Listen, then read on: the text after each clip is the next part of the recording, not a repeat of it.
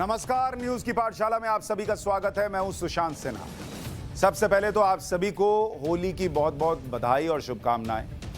आप जब खुशियां मना रहे हैं, रंग खेल रहे हैं, इस होली पर आपको कश्मीरी हिंदुओं का दर्द भी याद रखना होगा। पाठशाला में हम लगातार कश्मीरी हिंदुओं के दर्द की बात कर रहे हैं। कश्मीरी हिंदुओं के दर्द पर हमने इस हफ्ते लगातार जो चैप्टर खोले वो आप सभी के दिल को छू गए। ये वो बातें थी जिन्हें अब तक कोई सामने नहीं लाया था, जिन्हें अब तक छुपाया जा रहा था। कई लोगों ने तो ये तक लिखा कि एक कश्मीर फाइल्स वहां फिल्म थिएटर्स में चल रही है और दूसरी कश्मीर फाइल्स जो पाठशाला में चल रही है, दोनों सच को पूरी तरह से सामने लाकर रख रही है। इसलिए आज हम एक बार फिर उन्हीं चैप्टर्स को आपके लिए खोल रहे हैं। जिन्होंने इन चैप्टर्स को अब तक नहीं देखा या फिर इन चैप्टर्स को फिर से देखना चाहते हैं, पूरी डिटेल लेना चाहते हैं, उनके लिए आज की पाठशाला की बेस्ट ऑफ कश्मीर फाइल्स लेकर आया हूं, ताकि आप इस खबर को सिर्फ एक और खबर सोचकर बैठ ना जाएं। समझें,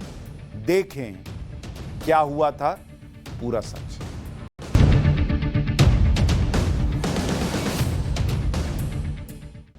कश्मीरी पंडितों के पलायन के 32 साल हो गए, लेकिन एक ऐसा वर्ग है जिसे कश्मीरी पंडितों का दर्द नहीं चुभता। आज भी वो डिनायल मोड में। जब भी कश्मीरी पंडितों के दर्द की कहानियां बताई जाती हैं या कश्मीरी हिंदुओं पर बात होती है, तो ये लोग अलग अलग थ्योरी बताने लगते हैं। और एक थ्योरी सबसे ज्यादा चलती है, जो आपने इस फिल्म के आने के बाद भी सुनी होगी, कि अरे ये सब तो जगमोहन, जो उस वक्त राज्यपाल थे, उनके वजह से हो गया, उनके कार्यकाल में हो गया। केंद्र में बीजेपी की सरकार समर्थन दे रही थी, इसलिए यह सब हो गया। जरा डिटेल सुनिए, जगमोहन कौन थे पहले यह सुनिए। जगमोहन का पूरा नाम था जगमोहन मल्होत्रा, लेकिन अक्सर उन्हें सिर्फ जगमोहन कहकर बुलाया जाता था। जगमोहन को बहुत सख्त प्रशासक बताया जाता था। 2 बार जम्मू कश्मीर के राज्यपाल रहे वो, और बाद में लोकसभा चुनाव लड़कर सांसद भी बने। उन्होंने लोकसभा चुनाव में राजेश खन्ना को हराया था और बाद में वो अटल जी की सरकार में केंद्रीय मंत्री भी बने। पिछले साल मई में जगमोहन का 93 साल की उम्र में निधन हो गया। अब आप कहेंगे, हम आपको जगमोहन का प्रोफाइल क्यों बता रहे भाई? क्योंकि जिन लोगों को कश्मीरी पंडितों का दर्द बताया जाना अच्छा नहीं लगता, वो इसके विरोध में जगमोहन वाली थ्योरी लेकर आते हैं।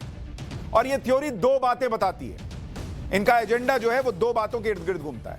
पहली थ्योरी क्या होती है? अरे जगमोहन तो आरएसएस का आदमी था, उसने करा दिया सब। आपको ना सिर्फ फैक्ट्स बताऊंगा, लेकिन जो लोग जगमोहन की एक इमेज खड़ी करके उसके पीछे एक काला इतिहास जो है उसको छिपाने की कोशिश करते हैं, उनकी क्लास लगाओ। दूसरी थ्योरी क्या देते हैं? कश्मीरी पंडितों का पलायन जगमोहन के समय हुआ, जब उन्हें वीपी सिंह की सरकार में राज्यपाल बनाकर कश्मीर भेजा गया। और केरल कांग्रेस ने बाकायदा 2 ट्वीट किए। पहला ट्वीट क्या कहता है? Fact about #Kashmiri pandits issue. BJP supported VP Singh government came to power in December 1989. Pandits migration started the very next month. In January 1990, BJP did nothing and continued supporting VP Singh till November 1990. मतलब इनके हिसाब से सब कुछ 1990 में हुआ, जब BJP की ने समर्थन दिया वीपी सिंह सरकार को। पहला ट्वीट। एक शब्द इन्होंने कश्मीरी हिंदुओं के लिए दर्द महसूस होता हो उसको लेकर नहीं लिखा। अभी हिंदुत्व पर राहुल गांधी से ज्ञान करवा लीजिए, हिंदू टेररिज्म पर आप दिग्विजय सिंह से ज्ञान, पूरा ज्ञान ले लीजिए, लिस्ट बना देंगे। एक ट्वीट नहीं आया कि हां ये दर्द भी है, ये दर्द दुनिया को देखना चाहिए। कश्मीरी पंडित के इशू पर दूसरा ट्वीट भी किया। Pandits left the valley in mass under the direction of governor Jagmohan who was an RSS man. The migration started under the BJP VP Singh supported VP Singh government. यही बात मैं आपसे कह रहा था ना, यही 2 थ्योरी चलती है। जो लोग इस तरह की थ्योरी दे रहे हैं कि बीजेपी के समर्थन वाली वीपी सिंह सरकार ने जगमोहन को राज्यपाल बनाकर भेजा और फिर जगमोहन के राज्यपाल रहते कश्मीरी पंडितों का बड़े पैमाने पर पलायन शुरू हुआ, उन्हें यह बताना जरूरी है। अब जरा फैक्ट सुनिए कि फैक्ट क्या कहता है। बिना फैक्ट के बात होती नहीं इस पाठशाला में। सुनिए फैक्ट क्या कहता है। कश्मीर घाटी में जो कुछ भी हुआ, कश्मीर घाटी में कश्मीरी पंडितों के नरसंहार की तारीख क्या है? कश्मीरी हिंदू जो हैं उनका पलायन जो है हुआ वहां से, उनके साथ जो हिंसा हुई, उनके साथ जो बर्बरता हुई, उसकी तारीख क्या है? 19 जनवरी 1990, 1990, जिसके बाद बड़े पैमाने पर पलायन हुआ, लाखों लोग वहां से गए। लेकिन जिनको जिम्मेदार बताया जाता है जगमोहन कि ये राज्यपाल थे, इनके समय हो गया, वो राज्यपाल बनकर श्रीनगर पहुंचे कब आपको पता है? ये जगमोहन श्रीनगर पहुंचे और वो तारीख थी उनके श्रीनगर पहुंचने की, आपको सुनिए, 21 जनवरी 1990, 1990, यानी जब पलायन शुरू हुआ है 19 जनवरी 1990 को, तब जगमोहन वहां श्रीनगर में थे ही नहीं। और सोचिए आप लोगों के अंदर कैसा झूठ भरा जाता है कि इस आदमी को विलन बना दो और इसके पीछे सारे असली विलन को छुपा दो। यह आदमी श्रीनगर में था ही नहीं उस रात, 19 जनवरी 1990 की रात, जब वहां पर पलायन शुरू हुआ। और 19 जनवरी की रात क्या हुआ था, अभी आपको आगे वो भी बताऊंगा।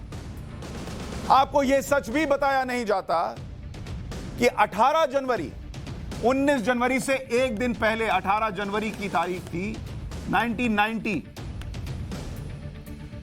जब राज्यपाल के पद पर नियुक्ति हुई जगमोहन की, इन्हें राज्यपाल बनाया गया 18 जनवरी को। ये श्रीनगर पहुंचे नहीं, जिम्मेदारी जो है अपने कंधों पर ले नहीं ली थी। 19 जनवरी 1990 को बीएसएफ के प्लेन से जम्मू के राजभवन पहुंचे। 19 तारीख को वो कहां थे? जम्मू में थे, श्रीनगर में नहीं थे जहां पर यह सब चल रहा था। उनके श्रीनगर पहुंचने के पहले ही कश्मीर घाटी में मस्जिदों में लाउडस्पीकर से ऐलान होने लगे थे कि छोड़ छोड़ के जाओ यहां से काफिर। पंडितों को तुरंत घाटी छोड़ने की धमकी दी जाने लगी थी। आप कहेंगे 19 को पहुंचे, फिर 21 को वहां पर क्यों पहुंचे जिम्मेदारी लेने? 20 तारीख को क्या कर रहे थे? 20 जनवरी को जगमोहन ने श्रीनगर पहुंचने की कोशिश की, लेकिन मौसम खराब होने की वजह से वो नहीं पहुंच पाए। 21 जनवरी की तारीख थी जब जगमोहन श्रीनगर पहुंचे और तब तक कश्मीरी पंडित बड़ी संख्या में पलायन कर चुके थे। अब दूसरा प्रश्न, क्या यह व्यक्ति जगमोहन आरएसएस के आदमी थे? यही बात कही जा रही है ना भाई, आपने ट्वीट भी देखा केरल कांग्रेस का, यही दावा किया जा रहा है ना कि आरएसएस का आदमी था, उसने यह सब करा दिया। अब इसका सच भी आपको बताता हूं। 1970 के दशक में जगमोहन डीडीए के वाइस चेयरमैन। जगमोहन का इतिहास देख लीजिए, किसके आदमी है आपको अभी पता चलेगा। जगमोहन 1970 डीडीए के vice chairman, Delhi development authority, इसके वाइस चेयरमैन थे। किसकी सरकार थी? बताने की जरूरत है 1970 में किसकी सरकार थी? इस दौरान जगमोहन किसके करीबी थे? ये व्यक्ति करीबी थे, नाम सुनिए, उस व्यक्ति का नाम था संजय गांधी, इंदिरा गांधी के पुत्र। इनके करीबी बताए जाते थे, बेहद करीबी जगमोहन। 1975 से 1977 के बीच जब इमरजेंसी लगी थी 1975 से 1977 के बीच, जगमोहन को दिल्ली के सौंदर्यीकरण का जिम्मा सौंपा गया था कि दिल्ली को सुंदर बनाओ। किसने सौंपा? इमरजेंसी में किसकी चलती थी? इस व्यक्ति की चलती थी।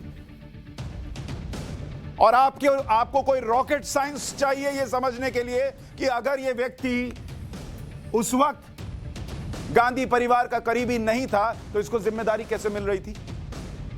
क्योंकि बाकी लोग तो जेल में डाले जा रहे थे।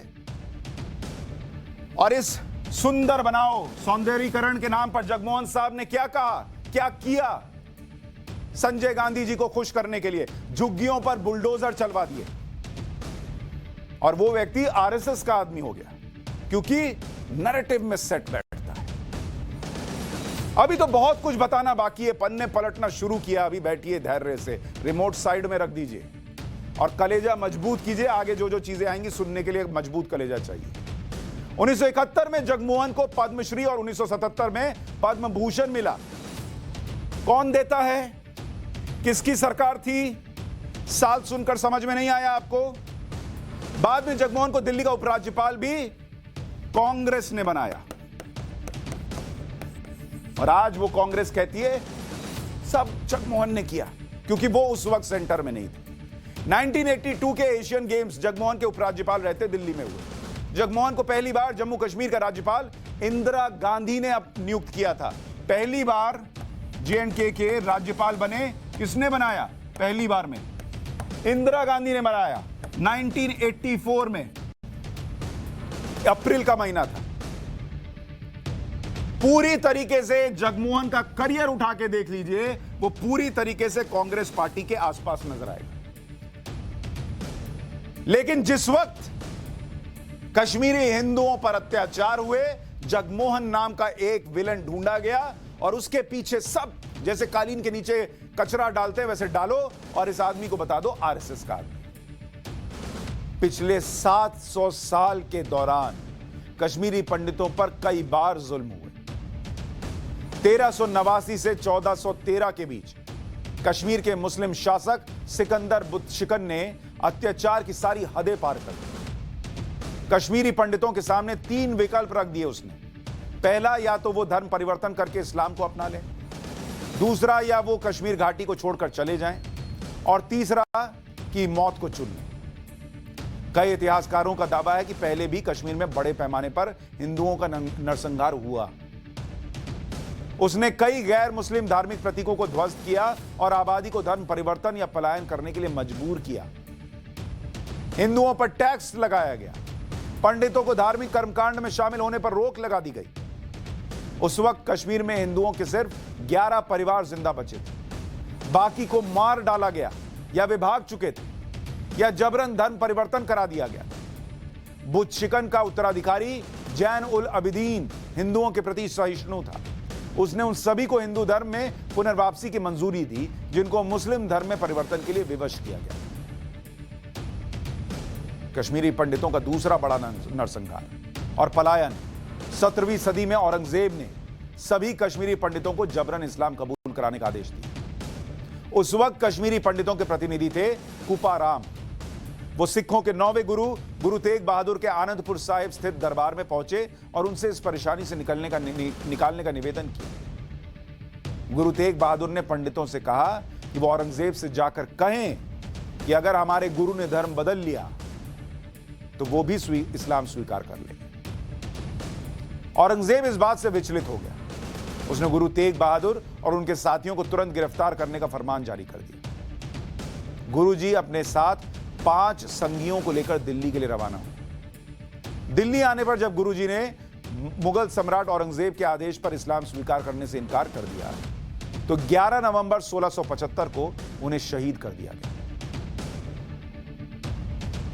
कश्मीर घाटी से कश्मीरी पंडितों का तीसरा बड़ा नरसंहार और पलायन 1947 में हुआ, जब पाकिस्तान की तरफ से कबायली हमलावरों ने हमला किया। फिर सबसे बड़ा पलायन जनवरी 1990 में हुआ, जब कश्मीरी पंडितों को रातों रात अपने घर परिवार छोड़ने पर मजबूर किया गया। यानी 1990 में जो हुआ वो पहला मौका नहीं था जब कश्मीरी हिंदू प्रताड़ना का शिकार हुए, हिंसा का हुए। 700 सालों का इतिहास है कि उन्होंने क्या क्या सहा, और एक फिल्म बनने पर उसको दबाने की कोशिश होती है। उस दर्द को दिखाओ भी मत, किसी को बताओ भी मत। अगर इतनी ही शर्म आती है कि क्या किया कश्मीरी हिंदुओं के साथ, तो तब सोचना था जब उनके साथ ये कर रहे थे। और कश्मीरी पंडित कौन है? आप सुनते रहते हैं कश्मीरी पंडित, कश्मीरी पंडित। हैं कौन कश्मीरी पंडित? कश्मीरी पंडितों का इतिहास 5000 साल पुराना है। ब्राह्मण में कश्मीरी पंडितों को सारस्वत के तौर पर जाना जाता है। कश्मीरी पंडित खुद को बट लिखते हैं। बट का मतलब है पंडित, जिसको हम कश्मीर में बटा कहते हैं, यानी कश्मीरों का हिंदू पंडित। कश्मीरी पंडित मूलत कश्मीर से ही हैं, मूलतः कश्मीर से ही हैं और ये कश्मीर के मूल निवासी हैं। कश्मीर पहले हिंदू बहुल जगह थी, यहां बौद्ध और हिंदू रहते थे। कश्मीरी पंडितों में ही एक वर्ग ऐसे पंडितों का था जिन्हें हिंदू स्कॉलर या हिंदू धर्म का जानकार कहा जाता था। 14वीं शताब्दी में कश्मीर में इस्लाम आने से पहले सब हिंदू या फिर बौद्ध निवासी थे। इस्लाम का दायरा बढ़ने के बाद कई कश्मीरी पंडितों को इस्लाम कबूल करने पर मजबूर किया गया। कश्मीरी पंडित की कहानी को समझने के लिए आपको कश्मीर का इतिहास भी जानना चाहिए ताकि चीजें और क्लियर। कश्मीर में आज मुसलमान बहुसंख्यक हैं, लेकिन ऐसा हमेशा नहीं था। कश्मीर में बौद्ध, हिंदू और इस्लाम धर्म की साझा संस्कृति का गवाह रहा है। ये जगह कश्मीर को पुरातन काल में ऋषि भूमि या शारदा पीठ भी कहा जाता था। कश्मीर को सूफियों और संतों का प्रदेश भी कहा गया। कश्मीर में शुरुआती दौर में बौद्ध धर्म का प्रचार हुआ। बौद्ध धर्म की महायान शाखा तो कश्मीर में ही पनपी। सम्राट अशोक के दौर में कश्मीर में बौद्ध धर्म का काफी प्रचार प्रसार हुआ। कश्मीर तब मौर्य शासन का हिस्सा था। बौद्ध धर्म को राज्य धर्म घोषित किया गया। उसी दौरान श्रीनगर शहर को भी बसाया गया। 9वीं शताब्दी में कश्मीर में हिंदू धर्म का भी प्रचार प्रसार बढ़ा। हिंदुओं की शैव मत की नींव रखी गई। यह सब कश्मीर का इतिहास इसलिए बता रहा हूं कि आपको समझ में आए कि जिन्हें वहां से निकालकर बेदखल कर दिया गया, उस कश्मीर के असली निवासी वही लोग थे। जब भी बॉलीवुड की बड़ी और मेन स्ट्रीम फिल्मों में कश्मीर का जिक्र हुआ या कश्मीर पर फिल्म बनाई गई, तो उसमें सामान्य तौर पर आपके मन में यही बैठाया गया ना, आपने कश्मीर पर जो फिल्म देखी वो क्या कहती थी। इस देश में हजारों फिल्में बनी, लाखों फिल्में बनी, और वो फिल्में क्या बताती थी। जब भी फिल्म में कश्मीर का जिक्र आता है किसी भी फिल्म के अंदर, तो एक ही नैरेटिव होता है, और वो नैरेटिव क्या होता था? और वो नैरेटिव होता था कश्मीर इज इक्वल टू हसीन वादियां। आप हसीन वादियों में खोए रहें और आप ये सोचते रहें कि भाई इससे मतलब जन्नत है तो यहीं, अरे होगी जन्नत, लेकिन उस जन्नत में जिनकी जिंदगी जहन्नुम बनाई गई उसका जिक्र ही नहीं होता था। और इस नैरेटिव में हीरो का मतलब होता था, hero is equal to Kashmir का कश्मीरी पीड़ित युवा, बेचारा दर्द के मारे, तकलीफ के मारे जो दर्द उसने सहा, वो आतंकी बन गया। मतलब उसके आतंकी बनने के पीछे इतना दर्द था, उस दर्द को निकाल के लाओ और दुनिया को बताओ वो आतंकी इसलिए बना क्योंकि बेचारा बहुत दर्द सह रहा था। बस यही है, कश्मीर मतलब हसीन वादियां, हीरो मतलब जो दर्द सहने की वजह से आतंकी बन गया। 32 साल से किसी ने इसके आगे की कहानी नहीं बताई। 3 लाख 4 लाख लोगों ने क्या सहा ये किसी ने बताना जरूरी नहीं समझा। और अब इस नैरेटिव में कहीं भी कश्मीरी पंडितों का जिक्र हुआ आपको याद आता है क्या? यहां तक कि जो बंदूक उठाते थे उनको हीरो बना बना के दिखाया गया, और जिन्होंने गोली खाई उनका जिक्र ही नहीं हुआ। यह बॉलीवुड में ऐसे ही हो गया। इसलिए मैंने कहा कि आज बॉलीवुड की क्लास लगेगी। जिन फिल्मों में कश्मीर की हिंसा और आतंकवाद पर बात हुई उसमें भी कश्मीर पंडित कहीं नहीं दिखाए गए। बॉलीवुड के बड़े बड़े फिल्म मेकर्स ने इतने सालों में कश्मीर की जो इमेज आपके मन में बनाई, उस इमेज को कश्मीर फाइल्स तोड़ रही है। और इनकी चिंता और तकलीफ का विषय यही है कि इन्होंने कश्मीर को कुछ और बताया, कुछ और दिखाया, और ये एक फिल्म आकर उस पूरे नैरेटिव को, सालों साल के नैरेटिव को तोड़ रही है। ये इनको चुभ रहा है। कश्मीर फाइल्स इसीलिए इनको चुभ रही है, मैं आपको बता रहा हूं। जो बात हम कह रहे हैं वो बात आज प्रधानमंत्री नरेंद्र मोदी ने भी की है। प्रधानमंत्री आमतौर पर फिल्मों पर कमेंट नहीं करते हैं ज्यादा, लेकिन कश्मीर फाइल्स जिन लोगों को चुभ रही है उसमें प्रधानमंत्री को भी मजबूर होकर इतिहास याद दिलाना पड़ा और यह कहना पड़ा कि जिस सच्चाई को सालों तक छुपाया गया, वो सच्चाई जब सालों बाद पर्दे पर आई तो उसे दबाने के लिए पूरा इकोसिस्टम काम कर रहा है, जिसका जिक्र मैं हमेशा करता हूं कि ये इकोसिस्टम इस देश के लिए बहुत बड़ा खतरा है। इसको नहीं समझिएगा तो आप कभी नहीं समझ पाइएगा कि इस देश में कैसे इतिहास को बदला गया, मिटाया गया, दबाया गया। पहले प्रधानमंत्री को सुनिए, फिर आपको बताऊंगा ये इकोसिस्टम कैसे इतने साल से कश्मीर के इस दर्द को दबा रहा था। फैक्ट्स के साथ बातें रखूंगा, लेकिन पहले पीएम को सुनिए। कि इतिहास को सही पर्सपेक्टिव में समय पर समाज के सामने रखना, उसमें किताबों का महत्व होता है, कविताओं का महत्व होता है, साहित्यों का महत्व होता है, वैसा फिल्म जगत का भी महत्व होता है। आजादी के बाद दुनिया के सामने महात्मा गांधी को सचमुच में सारी दुनिया मार्टिन लूथर किंग की बात करता है, सारी दुनिया नेल्सन मंडेला की बात करता है, लेकिन दुनिया गांधी की चर्चा बहुत कम करता है। अगर किसी ने उस समय हिम्मत के साथ काम करके महात्मा गांधी के जीवन पर एक पूरी फिल्म बनाई होती और दुनिया के सामने रखी होती तो शायद हम मैसेजिंग कर पाते। पहली बार एक विदेशी जब गांधी फिल्म बनाई और ऑस्कर के पुरस्कार मिला, तब जाकर के दुनिया को पता चला गांधी इतने बड़े महान व्यक्ति थे। लेकिन कुछ लोग कहते तो बहुत कुछ फ्रीडम ऑफ प्रेस की बात, फ्रीडम ऑफ एक्सप्रेशन की बात करते हैं, लेकिन आपने देखा होगा इमरजेंसी, इतनी बड़ी घटना, कोई फिल्म नहीं बना पाया क्योंकि सत्य को दबाने का लगातार प्रयास हुई हमारे देश में। भारत विभाजन, जब हमने 14 अगस्त को एक हॉरर डे के रूप में याद करने के लिए तय किया तो कई लोगों को बड़ी मुसीबत हो गई है। कैसे भूल सकता है देश? कभी कभी उसमें से तुम्हें तो सीखने को मिलता है। भारत विभाजन में ऑथेंटिक कोई फिल्म नहीं बनी, और इसलिए इन दिनों आपने देखा होगा कश्मीर फाइल फिल्म की चर्चा चल रही है। और जो लोग हमेशा फ्रीडम ऑफ एक्सप्रेशन के झंडे लेकर के घूमते हैं, वो पूरी जमात बौखला गई है पिछले 5-6 दिन से। और ये फिल्म का तथ्यों के आधार पर, आर्ट के आधार पर उसकी विवेचना करने के बजाय उसको डिस्क्रेडिट करने के लिए एक बड़ा मुहिम चला है। आपने देखा होगा एक पूरी इकोसिस्टम, कोई सत्य उजागर करने का साहस करे, उसको जो सत्य लगा उसने प्रस्तुत करने की कोशिश की, लेकिन उस सत्य को न समझने की तैयारी, न स्वीकारने की तैयारी है, न ही दुनिया इसको देखे इसके लिए उनकी मंजूरी है। जिस प्रकार का षड्यंत्र पिछले 5-6 दिन से चल रहा है।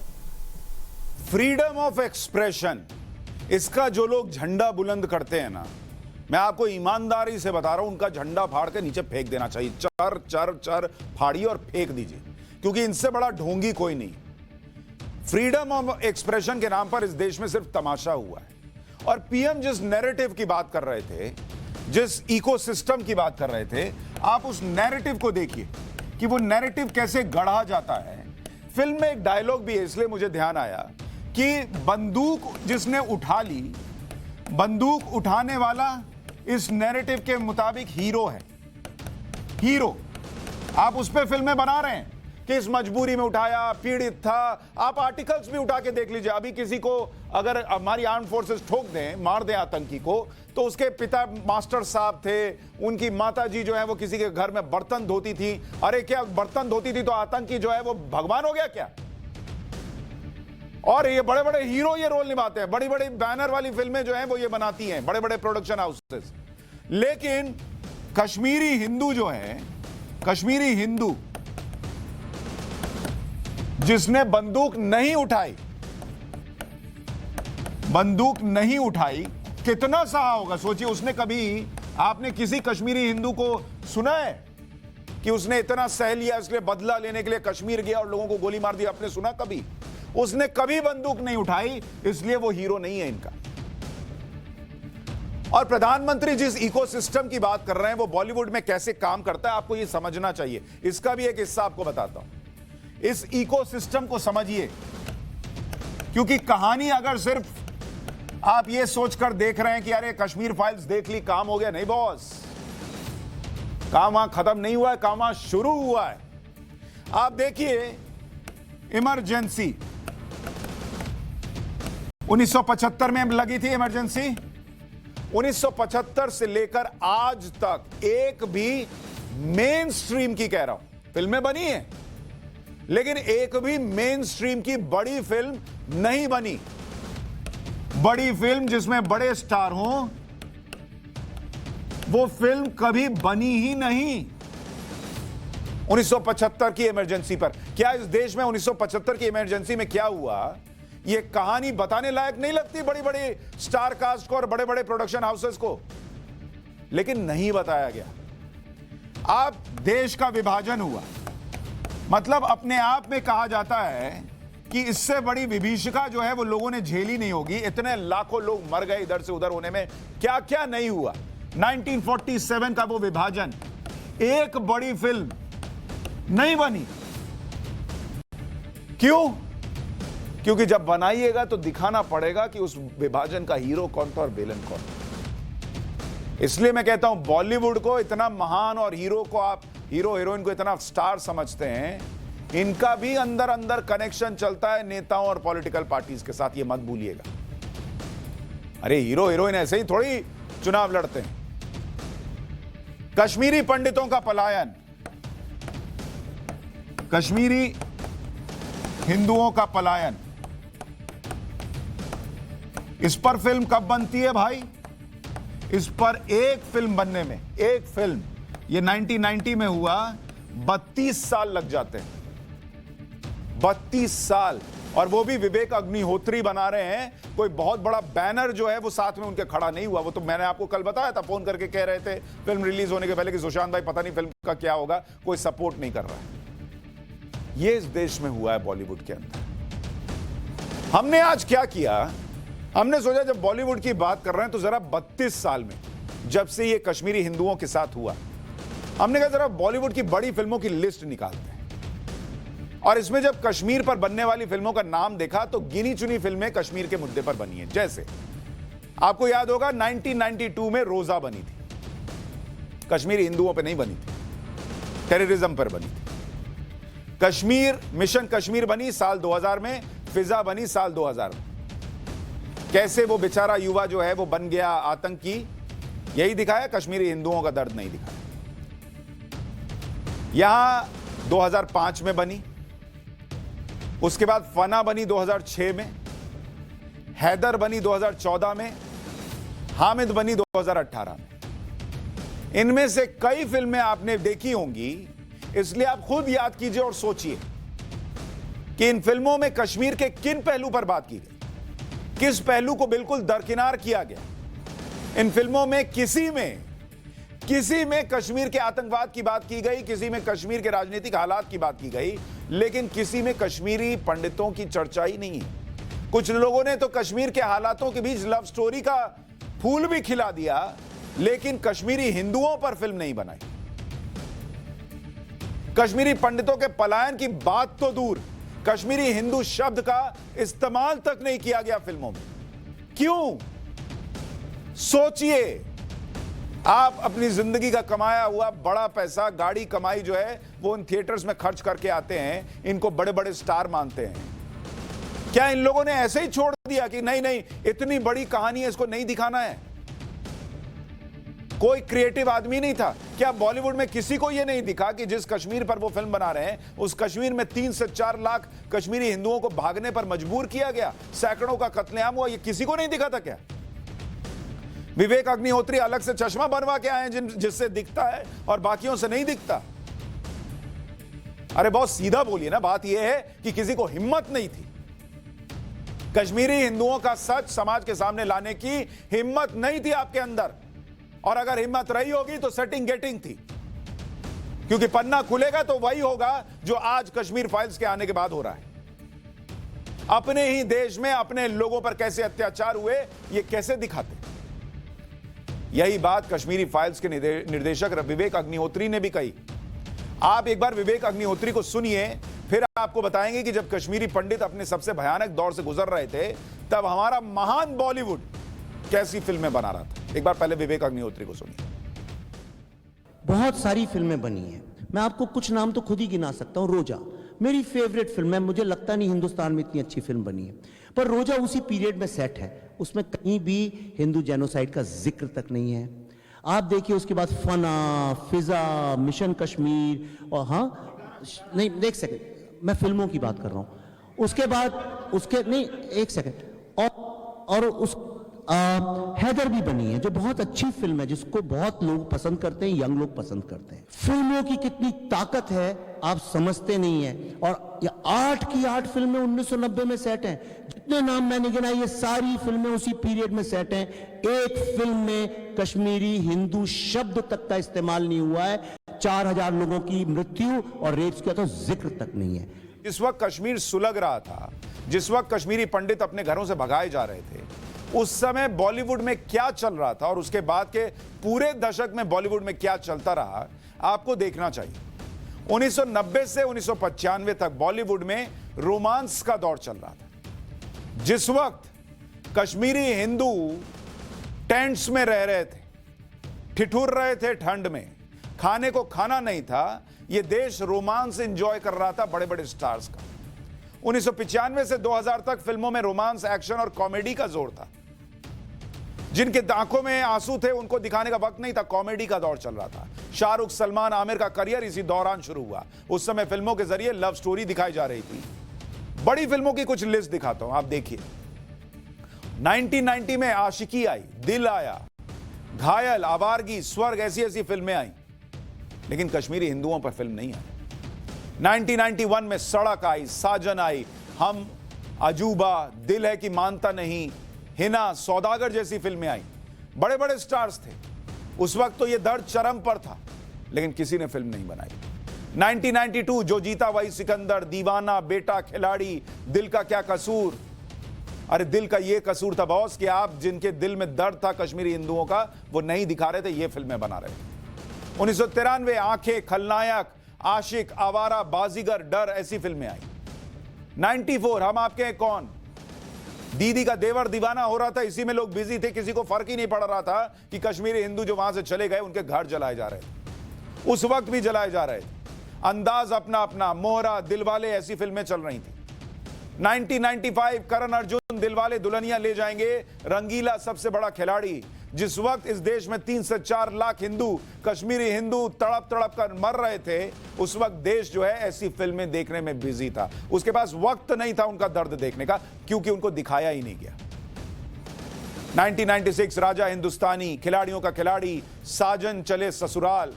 97 में हीरो नंबर 1, दिल तो पागल है, बॉर्डर, गुप्त, दौड़। 1998 दूल्हे राजा, कुछ कुछ होता है, बड़े मियां, छोटे मियां, सोल्जर, ऐसी ऐसी फिल्में चली। और ये किस देश में हुआ आपको पता है? ये उस देश के अंदर हुआ। ये आंकड़ा देखिए आप, भारत के अंदर 20 से ज्यादा 20+ भाषाओं में हर साल, ये भारत का बता रहा हूं आपको, भारत में हर साल 20 से ज्यादा भाषाओं में करीब 1500 से लेकर 2000 फिल्में हर साल बनती हैं, हर साल बनती हैं। और अगर आप ये एक मोटा मोटा आंकड़ा लगा रहे हैं कि 32 सालों में अगर 2000 का एवरेज पकड़े कि 2000 फिल्में साल में बनी होंगी, तो 32 साल इंटू 2000, आप अंदाजा लगाइए क्या रहा होगा। 64,000 फिल्में बनी होंगी मिनिमम। और 32 साल में 64,000 फिल्मों में से किसी एक फिल्म को नहीं लगा कि कश्मीरी हिंदुओं का दर्द भी दिखाया जाना चाहिए। 1989 से आप देखिए 50,000 छोटे बड़े मंदिर, इन्हें बर्बाद कर दिया गया। ये बर्बाद कर दिए गए 50,000 मंदिर। और आप गाना गा रहे हैं कि मुगलों ने कश्मीर ढूंढ के निकाल दिया। बहुत कम लोग जानते हैं कि देश में 4 सूर्य मंदिर हैं और उनमें से एक कश्मीर में है और उसे तबाह कर दिया गया था। उस सूर्य मंदिर का नाम क्या है? मार्तंड सूर्य मंदिर। मार्तंड सूर्य मंदिर कश्मीर के अनंतनाग में है। अनंतनाग से पहलगाम के बीच मार्तंड नाम की जगह है। मार्तंड में ही एक पठार पर सूर्य मंदिर बना हुआ है। मार्तंड सूर्य मंदिर का निर्माण 1700 साल पहले हुआ था। सूर्य मंदिर का निर्माण सूर्यवंश के राजा ललितादित्य ने करवाया था। सूर्य मंदिर में कुल 84 स्तंभ बनाए गए थे। मार्तंड सूर्य मंदिर 20 फीट ऊंचा था। 1389 से 1413 के बीच मुस्लिम आक्रमणकारी सिकंदर बुतशिकन के बारे में, जिसके बारे में कल बता रहा था, उसने इस मंदिर को तुड़वाया था। और फिल्मों का प्रभाव कितना होता है आप ये सोचिए, ये मार्तंड मंदिर के उदाहरण से समझिए। कश्मीर फाइल्स के डायरेक्टर विवेक अग्निहोत्री ने समझाया, टाइम्स नाउ नवभारत पर उनकी टीम आई थी, हमारी editor in chief Navika Kumar से बात कर रहे थे। उन्होंने बताया कि एक फिल्म में मार्तंड मंदिर को शैतान की गुफा बताया गया और उसके बाद आम लोग भी इस ऐतिहासिक मंदिर को शैतान की गुफा कहने लगे। सुनिए एक बार। Last but not the least, film की ताकत आप किस तरह से यूज करते हैं, इस पे ये आप देश के लिए कितना कंट्रीब्यूशन है, आप फिल्म की ताकत कैसे यूज करते हैं। 7-8 बड़ी बड़ी फिल्में बनी हैं इसके ऊपर। एक फिल्म बनी हैदर। मार्तंड टेम्पल भारत के आर्किटेक्चर और स्पिरिचुअल सेंटर माना जाता है, तो उसका धर्म से कोई लेना देना नहीं। भारत में आप देखिए बहुत सारे दूसरे धर्म के लोग भी सूरज की और मार्तंड टेम्पल जाके पूजा करते थे। उतना महान आर्किटेक्चर डिस्ट्रॉय कर दिया गया, फिर भी लोग उसे मार्तंड टेम्पल बोलते रहे। जब मैं शूटिंग करने के लिए मैंने वहां फोन किया अपने, वहां जो एक लड़का था कश्मीरी, मैंने हमें मार्तंड टेम्पल में शूटिंग करनी है, कहने साहब ये है कहां? तो मैंने उसको वो गूगल से वो भेजते ना मैप डायरेक्शन, वो भेज दिया उसको। कहते अच्छा शैतान की गुफा, अच्छा वो तो मैं दिलवा दूंगा आपको। उसका नाम शैतान की गुफा, हैदर की शूटिंग के पहले उसका नाम मार्तंड टेम्पल था, हैदर की शूटिंग के बाद उसका नाम शैतान की गुफा पड़ गया। ये कंट्रीब्यूशन है हैदर का, राइट। विवेक अग्निहोत्री कह रहे हैं एक फिल्म बनी और उसके पहले तक वो मार्तंड मंदिर था, सूर्य मंदिर था मार्तंड का, और वो फिर शैतान की गुफा हो गया। कितना आसान है ना एक मंदिर को शैतान की गुफा में तब्दील कर देना। जरा औरों के साथ ट्राई करके देखिए। कश्मीर फाइल्स ने जो सच दिखाया, उस सच को कुछ लोग हजम नहीं कर पा रहे।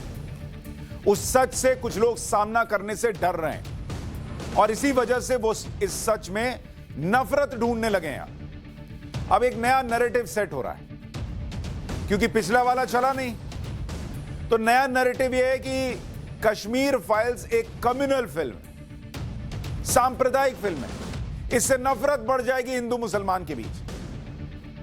अरे नफरत तो थी, तभी तो पलायन हुआ ना। तब कौन सी कश्मीर फाइल्स बनी थी? जो चल रहा था वहां पर कश्मीर के अंदर, वो उसी नफरत का तो नतीजा था जब इनको वहां से निकलना पड़ा। आज उस पर फिल्म बनी है, नफरत इससे नहीं बढ़ रही। कुछ लोग कह रहे हैं फिल्म को बैन कर दीजिए। जिस फिल्म ने रिकॉर्ड बनाए हैं और रिकॉर्ड बनाती जा रही है, वीकडेज में लोग फिल्म देखने नहीं जाते, ये फिल्म वीकडेज में भी 18-18 करोड़ कमा रही है, बड़े बड़े बैनर्स की फिल्म को पीछे छोड़ रही है। कुछ लोग तो कह रहे हैं जय संतोषी मां फिल्म आई थी 1975 में, उसके बाद ये फिल्म आई है जो इस तरह से कमाई कर रही है, जिसके लिए पब्लिक का ऐसा सेंटिमेंट दिख रहा है। और कुछ लोग चाहते हैं बैन कर दो। कश्मीर फाइल्स को बैन करने की मांग करने वाला जो बड़ा नाम है वो है बदरुद्दीन अजमल का। बदरुद्दीन अजमल असम से सांसद है और AIUDF नाम की पार्टी का अध्यक्ष है।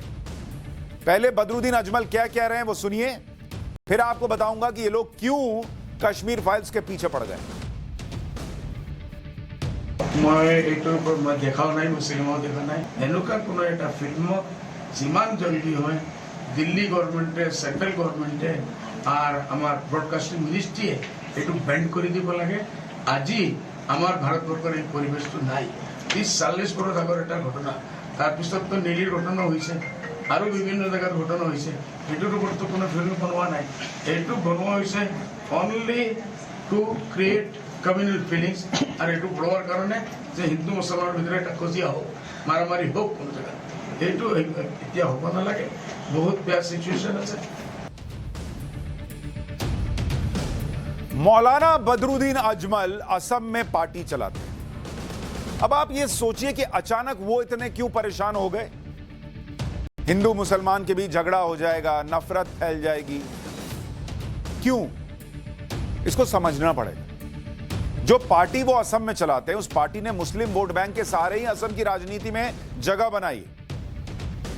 आप दिन भर मुसलमान मुसलमान करते हैं और दूसरों को कह रहे हैं आप हिंदुओं का दर्द भी मत दिखाइए, क्योंकि आप दिखाएंगे तो हिंदू मुसलमान हो जाएगा इस देश के अंदर।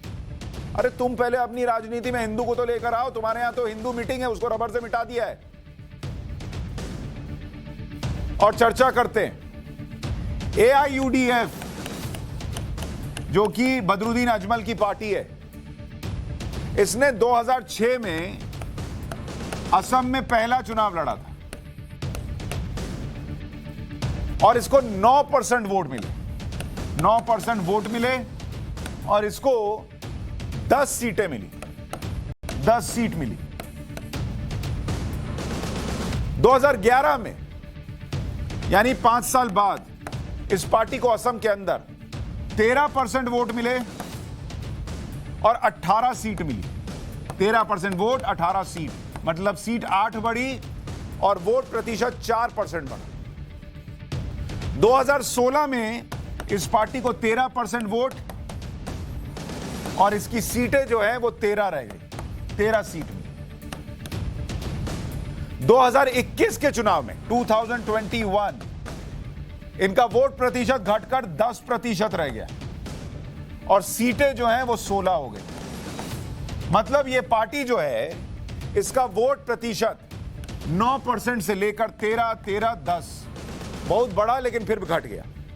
अब प्रश्न इस बात का है कि ये पार्टी कश्मीर फाइल्स का विरोध क्यों कर रही है? इसलिए हो रहा है क्योंकि ये कहा जा रहा है कि ये लोग एक वोट बैंक को खुश करना चाहते हैं। ये जो घट गया है ना, इनको चिंता है।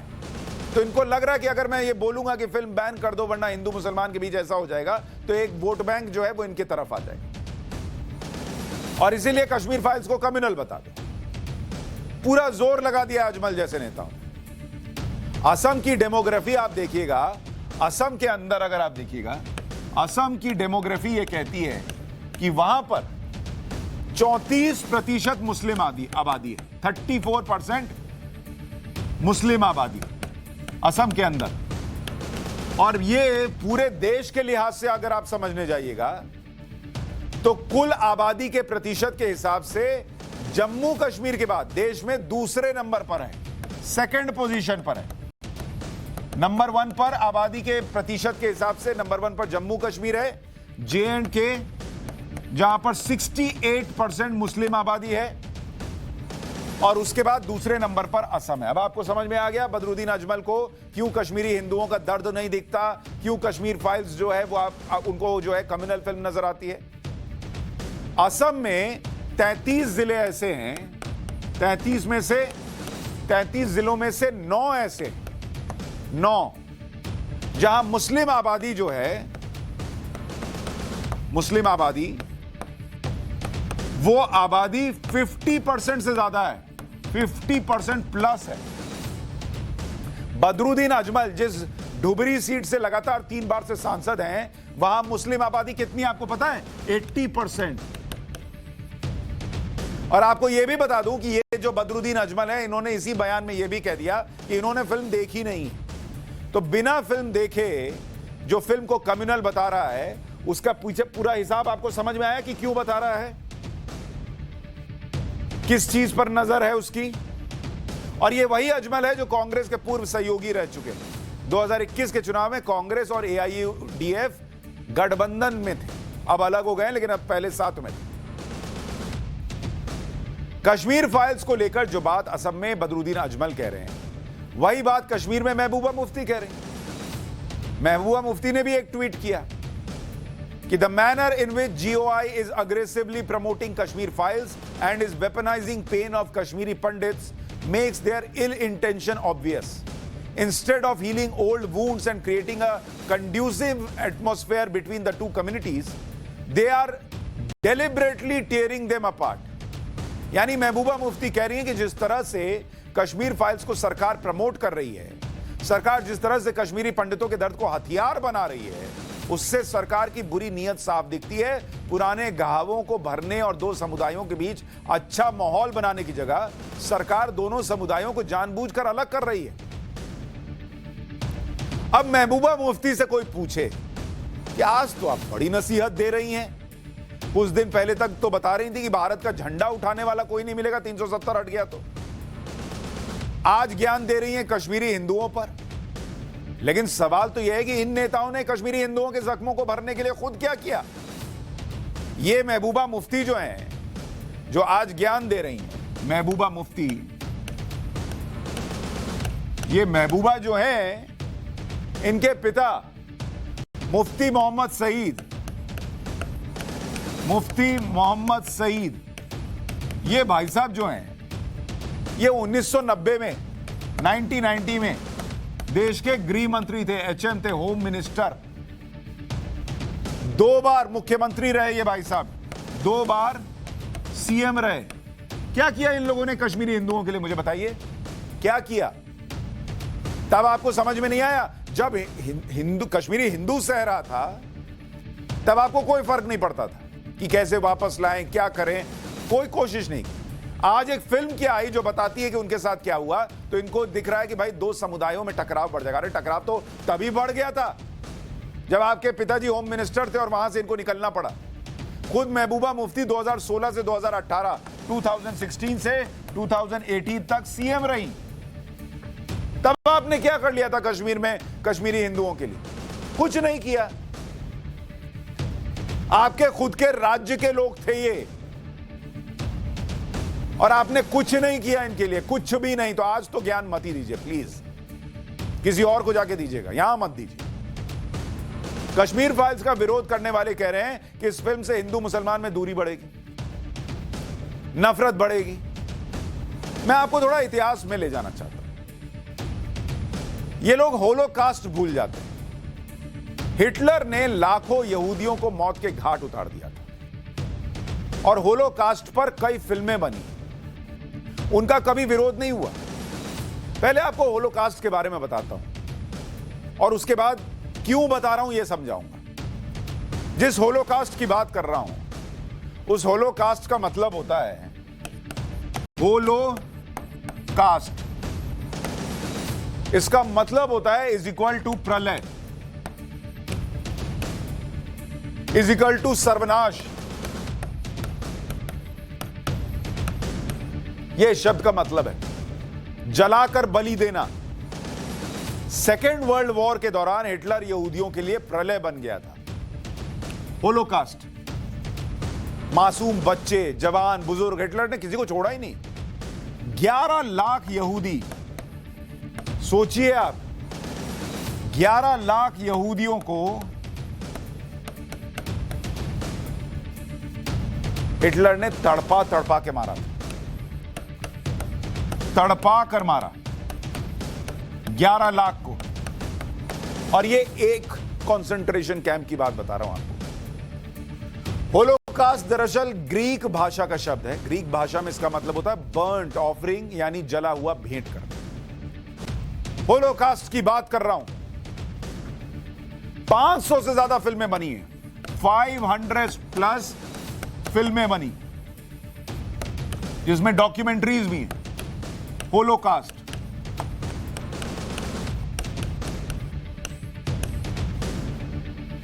जर्मनी समेत दुनिया भर में फिल्में बनी। विरोध होता तो इतनी फिल्म बन पाती? आप सोचिए, हिटलर जर्मनी में 1933 में शासन में आया। नाजियों का होलोकास्ट 1939 से 1945 तक 6 साल चला और इस दौरान यहूदियों को खोज खोज कर मारा जा रहा था। और होलोकास्ट पर जो पहली फिल्म बनी वो किस साल में बनी, यह भी बहुत इंपॉर्टेंट है। होलोकास्ट पर पहली फिल्म जो बनी, पहली फिल्म वो बनी किस साल में? 1940। यानी जिस वक्त ये सब चल रहा था उस वक्त होलोकास्ट पर फिल्म बन गई। 1939 से 1945 के बीच जब ये सब चल रहा था, उसी दौरान 1940 में फिल्म बन गई पहली। तब तो किसी ने नहीं बोला कि आप ये फिल्म बना रहे हैं, यहूदियों और जर्मन्स के बीच जो है वो तनाव बढ़ जाएगा, वैमनस्यता बढ़ जाएगी। चलते में फिल्म बन गई। यहां 32 साल बाद एक फिल्म बनाओ, वो भी लोगों को बर्दाश्त नहीं हुई। और इस फिल्म का नाम था नाइट ट्रेन टू म्यूनिक। ये इस फिल्म का नाम था जो 1940 में बनी थी। इस फिल्म में नाजियों के कंसंट्रेशन कैंप्स के बारे में बताया गया। सोचिए, होलोकास्ट के दौरान ही उसकी क्रूरता पर फिल्में बननी शुरू हो गई और हमारे यहां कश्मीरी पंडितों के पलायन के 32 साल बाद फिल्म बनाने पर आइए तो बदरुद्दीन अजमल कहते हैं बैन कर दो फिल्म को। अगर सच इतना नंगा है कि डर लग रहा है, कि लोगों को पता लग रहा है, तो उस बात को तब समझना था जब वो अत्याचार कर रहे थे।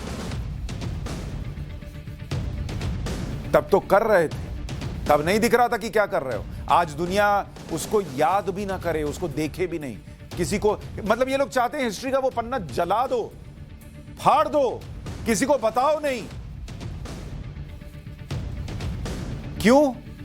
क्योंकि वो हिंदुओं पर फिल्म है और बहुसंख्यकों पर फिल्म है। हिटलर और नाजियों को होलोकास्ट पर बनी किसी फिल्म का कोई विरोध नहीं हुआ। किसी ने यह नहीं कहा कि फिल्म देखने के बाद यहूदी बेकाबू होकर जर्मन लोगों के खिलाफ हो जाएंगे। किसी ने यह नहीं कहा कि 2008 में फिल्म बनाने की क्या जरूरत है, पुरानी बात हो गई, अब दुनिया बदल गई। हिटलर को आज भी जर्मनी में खलनायक के रूप में याद किया जाता है। इतिहास की सच्चाई चाहे जितनी कड़वी हो, वो सही रूप में सामने आनी चाहिए और उसी तरह से स्वीकार की जानी चाहिए और उससे सीखना चाहिए कि आगे ऐसी गलती ना हो। आप जिस फिल्म को हिंदू मुसलमान के बीच वैमनस्यता बढ़ाने वाली बता रहे हो, उस फिल्म को हिंदुओं के साथ साथ मुसलमानों को भी देखना चाहिए। आप देखो कि क्या हुआ इस देश में एक बड़ी आबादी के साथ, और अगर वाकई इस देश में सेक्युलरिज्म है तो साथ में बैठ के देखो।